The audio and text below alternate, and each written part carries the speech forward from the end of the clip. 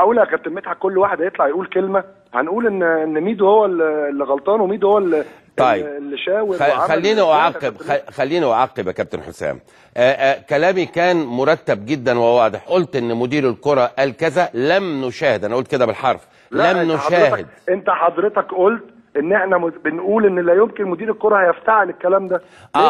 انا قلت غريب جدا ان هو يفتعله. ليه ما يفتعلش؟ طيب انا هساله حالا دلوقتي يا كابتن حسام. انا ما تدخلنيش. لا بعد ما اخلص معاك. لا يمكن تدخلني اتكلم مع واحد معلش اسف انا ما اعرفوش ان هو يخش يتكلم معايا كلمه لكلمه، يعني تيتا تيت. لا مش هدخله معاه، لا هو مش مساله. زي برضه المره اللي فاتت كان عايزين يدخلوني اتكلم مع سعفان، وفي الاخر بعد يومين طلع سعفان انا بعتذر لك يا كابتن ميدو انت العالمي. طب ادام انا العالمي وانت راجل بتعتذر، بتقل ادبك ليه من الاول؟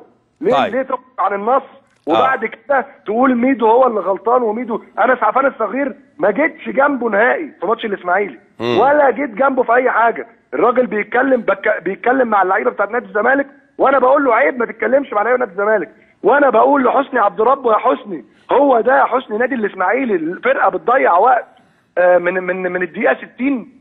ده الكلام اللي انا كنت بقوله، ولا جيت جنب سعفان الصغير ولا اتكلمت مع سعفان الصغير ولا جيت جنب جهاز النهارده بتاع التليفونات. ماتش الاسماعيلي بعد الماتش انا اول واحد رايح بهني لعيبه الاسماعيلي، وانا اول واحد رايح لريكاردو بقول له مبروك، والنهارده بعد الماتش انا اللي رايح بقوم لعيبه التليفونات وبقول لهم ان شاء الله مش هتنزلوا لان انتوا فرقه فعلا ما تستحقوش ان انتوا تنزلوا. فمش معقول يا كابتن مدحت كلام محترم، كلام محترم. نعم مش معقول يا كابتن مدحت كل واحد اسف ان انا اقول كده ملوش قيمه، ما نعرفوش النهارده يا كابتن مدحت. عايز اقول لا يعني خليني اقول لك كل واحد له قيمه يا كابتن حسام. لا مش كل واحد له قيمه. لا مش حقيقي. لا قيمه البني ادم بما صنعه. اسمعني يا كابتن مدحت، قيمه البني ادم بما صنعه في حياته. يعني ايه؟ يعني انت البني ادم اللي هو ليه علاقه بكره القدم ده حاجه من الاثنين، يا اما كان لعيب كوره جامد، لعيب كوره العالم كله كان بيوقف له احتراما، يا اما مدير فني جامد. مفيش حاجه ثالثه في كره القدم. اسف مفيش حاجه ثالثه في كره القدم. في مدير كوره محترم وفي وفي مشجع محترم وفي حكم محترم. برضه معلش لما بيبقى مدير كوره محترم زي مثلا كابتن ثابت البطل الله يرحمه لازم كان لعيب عظيم. مش بالضروره يا كابتن، مش بالضروره. لا ده اللي موجود، ده بقى اللي موجود في كره القدم. انا بقول لحضرتك اللي انا بقول لك الفرق بين من له قيمه ومن ليس له قيمه. اي واحد النهارده ممكن يتعين يبقى يشتغل اي شغلانه، انما مش معقول يا كابتن مدحت كل واحد يطلع يتكلم يقول ميدو بصلي، ميدو عمل لي، وحضرتك طالع بتقول ان انا عايزين نعمق التجربه بتاعت ميدو. طيب التجربه اللي بتعمقها. خليني اعلق يا كابتن حسام وبعدين ليك حريه التعقيب في النهايه عشان الرؤيه تبقى واضحه. مبدئيا حكايه ان احنا بنعمق التجربه، طبعا انا بقصد الكلمه تماما، لان انت معتزل يعني حديثا وربنا اكرمك وتصديت لنادي عظيم هو نادي الزمالك كمدير فني. هو سيدورف يا كابتن مدحت مش معتزل حديثا، مدرب. اوكي ما احنا بنتكلم على النهارده حضرتك بتتكلم نادي الزمالك بيكسب اخر دقيقه، وحضرتك بتتكلم ان رغم المكسب مفيش اداء. ازاي يا جماعه؟ ازاي؟ طيب خليني اشرح بس كلمتين الاول يا كابتن حسام وبعدين هسيبك تعقب كيفما شئت يعني، لان احنا بنبقى عندنا حرص شديد ان احنا نتصل بيك وتوضح وجهه النظر. طبعا يعني بس انا باكد لك يا كابتن مدحت. نعم. كابتن مدحت اتفضل معلش بعد اذنك. في الكوره مش كل الروس بتتساوى، اوعى تفتكر كده ابدا. في الكوره في من له قيمه وفي من ليس له قيمه. انا مختلف. في اللي لعب ومثل منتخب بلده واللي العالم كله كان بيقف له احتراما ويرفع اعلام مصر في مدرجات اوروبا، وفي اللي بطل كوره وبقى مدرب، وفي حاجات كتيره جدا، وفي اللي احنا ما نعرفوش، في اللي كان جون، وفي اللي كان جون احتياطي، وفي اللي هو ما نعرفوش اللي طالع بيتكلم راس براس مع الناس. يعني على سبيل المثال انا لما حسام حسن ولا احمد حسن ولا هاني رمزي ولا الناس دي يتكلموا معايا في الكوره اقف لهم انحني لهم احتراما لان دول كباتني ودول كلاعيبه وكمدربين وكراجل مدير كوره كاحمد حسن او هاني رمزي مدير فني، ده قيمته اكبر مني بكتير. لما اجي اتكلم على صالح سليم الله يرحمه ده قيمته اكبر مني بكتير. لما اجي اتكلم على حسن شحاته قيمته اكبر مني بكتير. انما ما اتكلمش ان انا اقول ان انا واحد يتكلم في التلفزيون بيتكلم بيقول لك انا اخواتي عايشين في امريكا، اوعى تفتكروا انا اخواتي عايشين في امريكا ممكن اسافر لهم اي وقت.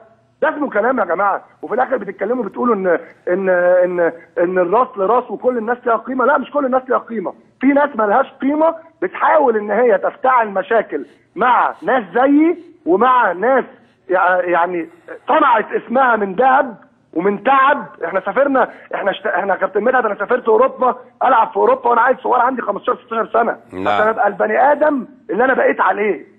سافرنا عشان نبقى قدوه للشباب وعشان نبقى قدوه لاولادنا. يجي في الاخر اي عيل، اسف مع احترامي، ما يسواش 3 مليم يطلع يقول لك ان انا ميدو عمل لي او ميدو قال، عشان في الاخر تبقى في مشكله بينه وبين ميدو ويطلع في التلفزيونات ويتكلم وكذا وكذا وكذا. ده كلام غير مقبول تماما يا كابتن طيب مدحت. خلينا اعقب بقى، خلينا اعقب تعقيب صغير وبعدين اسمعك يا كابتن حسام. يعني انا طبعا بما ان انا الطرف الثاني في الحوار دلوقتي، انا مش موافق على مجموعه جمل. وجهه نظري هي وجهات نظر يا كابتن حسام. كل واحد في الدنيا له قيمه، ولكن ربما انت تقصد ان انت ما حققته في كره القدم ما لا يضاهيك اللي هو بيتكلم عليك. ده اوافقك عليه جدا، ولكن هو انا في الاخر طب ما انا شغال في كره القدم يا كابتن مدحت. انا فاهم انا بتكلم في كره القدم وانا بتكلم على الحياه، على البني ادم الطبيعي. اي بني ادم ليه اولاد انا في رايي له قيمه. اي بني ادم ليه شغلانه محترمه فله قيمه.